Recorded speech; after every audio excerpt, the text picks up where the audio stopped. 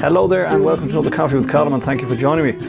I put a call out on social media recently for some topics to cover in this Coffee with Colin series, and quite a number of you came back with thoughts and ideas, and over the coming weeks and months I plan to get through all of those. And this week's topic, or topics indeed, have been chosen by Geraldine Levy. Geraldine came on and she asked three things. She asked about the basic plan, she asked about the beginning piece, and she asked about unlearning old unhelpful habits to taste new success. So to cover all three effectively, I'm going to break them down and start with the first one, which is the basic plan.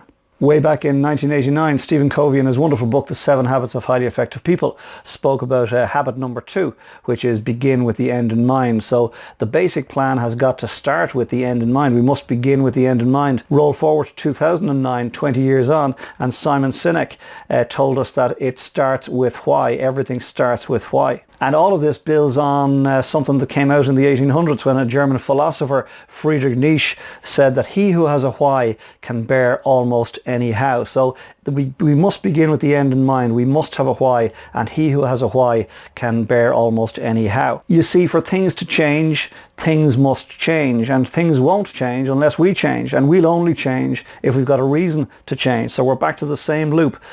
For he who has a why can bear almost any how. It starts with why, begin with the end in mind. So the basic plan has got to start with an end in mind. The basic plan has got to start with a why. Why would we change? The only reason we'll change is if we have a burning reason, a burning why to make some changes in our life. And that leads us then to the beginning piece. And interestingly, it brings us back to Stephen Covey, but it brings us back to his first habit. Stephen Covey said in habit number 1, be proactive. So nothing's going to change. Even if you have a burning why, nothing's going to change unless you and I have developed the habit of being proactive, of being self-starters. An ancient Chinese proverb that I'm sure you're familiar with reminds us that a journey of 1,000 miles begins with a single step. So for anything worthwhile to happen, you and I must actually begin with the end in mind, have a burning why. We can then therefore endure anyhow, but we must actually start. So the journey of 1,000 miles begins with a single step, and we must take that first single initial step. Too many people, in my estimation, actually overthink themselves, and they think themselves out of acting. Instead of taking that first step, too many people project themselves forward to a hypothetical step 347 and say, my goodness, how will I ever handle that?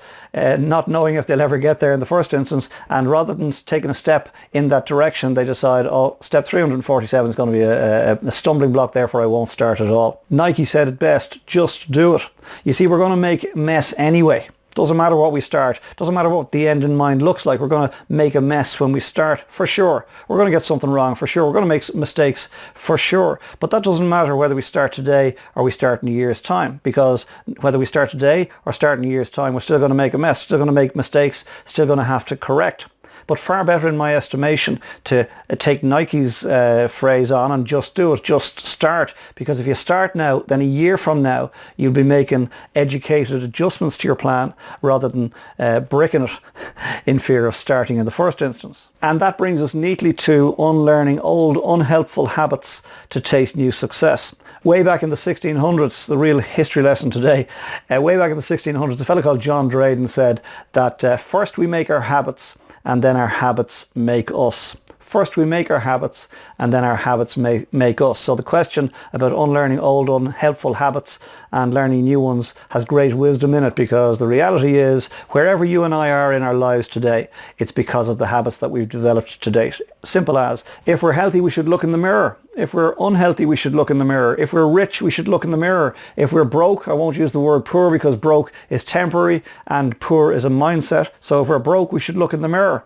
If we've got loads of great friends, we should look in the mirror. If we've got no friends, we should look in the mirror. If we're alive with opportunity, we should look in the mirror. If we're crippled with fear, we should look in the mirror.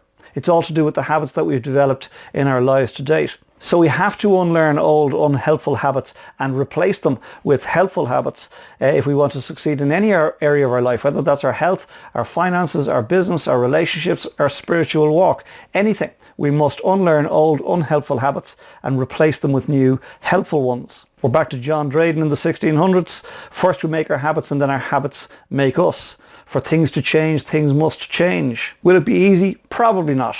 Will it be uncomfortable? For sure. Will you want to throw in the towel? Absolutely. Will you? No idea, right? But if you don't throw in the towel, if you stick with it, he who has a why can bear almost any how. If you have a why that's big enough, if you're beginning with the end in mind, if you replace your old unhelpful habits with new helpful ones, and then you stick the course, will it be worth it? Absolutely. I promise you that. I guarantee you that it will be worth it. Won't necessarily be easy, will be uncomfortable. You might want to throw in the towel, but will it be worth it? Yes, it will. And I'm going to finish with a short story, if I may, about the burning of the boats. And it goes back to the 1500s. Told you it's a history lesson today.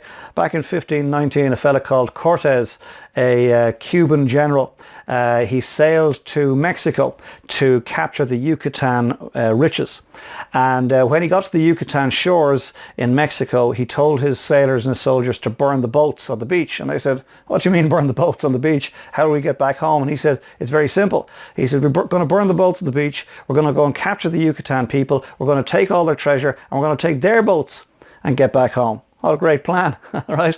So they went and they burned the boats, and the rest, as they say, is history. And that's what you and I must do, metaphorically, folks. We must burn the boats behind us, because if we don't burn the boats behind us, we'll always know in the back of our minds, do you know what? I can give this up at any stage. I can hop back in my boats and go back to my old life. And if that's what you want to do, that's great, but be honest with yourself, okay? Because if you want the new life that's in front of you, you've got to burn the boats behind you, so there's no way back, and then you've got to get stuck into the battles ahead, because there are going to be some battles ahead. You've got to get stuck into the battles ahead, because the only way out is through. And I'm going to finish with a small piece that I read in a daily devotional called God Calling by two listeners, and it goes, remember now abideth these three, faith, hope and charity. Faith is your attitude towards me, charity your attitude towards your fellow men, but as necessary is hope, which is confidence in yourself to succeed. I wish you well. And thank you, Geraldine Levy, for posing the questions, which I hope I've answered adequately for you today. And thank you for joining me for this week's Coffee with Colm. I hope and trust as ever that you got something from it. If you have done and you think somebody else would benefit, I'd be delighted if you'd pass the link on. If it's your first time here and you'd like more of this type of stuff, well then pop to the homepage, ColmO'BrienMotivation.com, leave me some details and make sure you get a link like this every week. Most importantly, please consider what's been shared here today and apply it into your thinking for this next week. And equally as importantly, please come back next week and we'll share another coffee together, and I'll ruminate on some other aspect of life and business. Between now and then, I recommend you go get some good coffee if you can, get some fresh air for sure, get some R&R. If you spend a lot of time alone, I recommend you go meet some people. If you spend a lot of time with people, I recommend you take a little time out and take some time alone. And then when the time is right, and only when the time is right, get your head back in the game, get organised for the week ahead, get stuck in, make next week count, create some new habits. And I'll see you here this time next week for another Coffee with Colm. Sláinte. Really love great coffee. Talk to you soon. Bye for now.